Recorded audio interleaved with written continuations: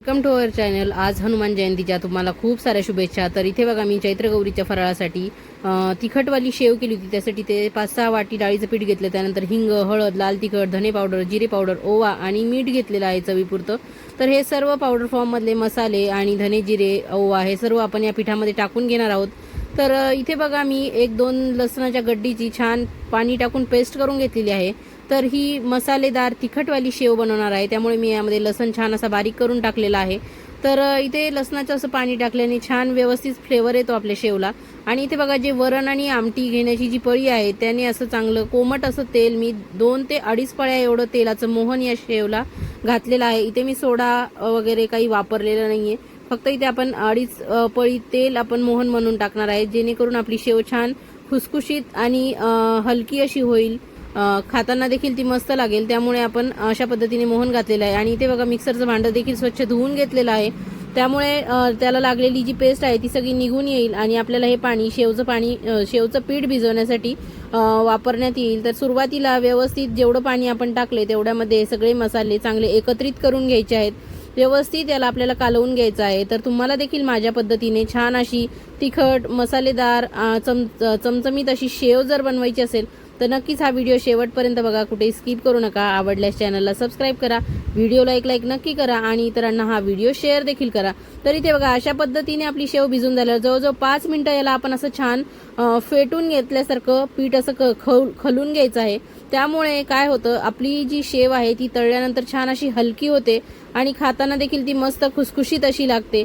तर ही जी स्टेप आहे ती स्किप करू नका, नक्कीच अशा पद्धतीने तुम्ही छान हे पीठ असं हलकं करून घ्या। ज्या पद्धतीने आपण मेदूवड्याचं इडलीचं पीठ छान असं फेटून घेतो त्याच पद्धतीने याला फेटायचं। बघा इथे मी सोऱ्यामध्ये सर्व पीठ भरून घेतलेलं आहे आणि जाडवाली शेवची प्लेट मी याला लावलेली आहे, कारण आपण ही तिखट शेव करतोय त्यामुळे ती बारीक चांगली वाटत नाही, थोडीशी जाड असलेली छान दिसते।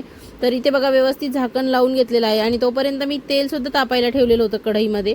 तर तेल आपलं चांगलं तापलेलं आहे आणि इथे बघा मी शेवचा घाणा टाकून घेत आहे। तर उन्हाळा दिवस आहे, तेल गरम झाल्यावर हातावर वाफ येते, त्यामुळे जरा सांभाळून आपल्याला हे काम करायचं आहे।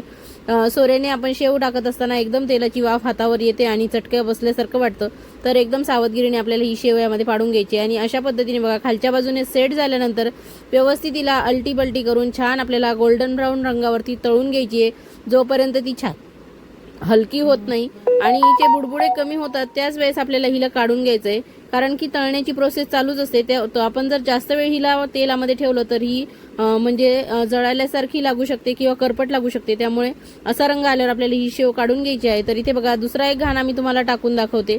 तर हा देखील छान अशा पद्धतीने गरम तेलामध्ये आपल्याला सोडून घ्यायचा आहे आणि याला देखील खालच्या साईडनी चांगली सेट झाली ही शेव तळून की मगच याला पलटी करून घ्यायचं आहे।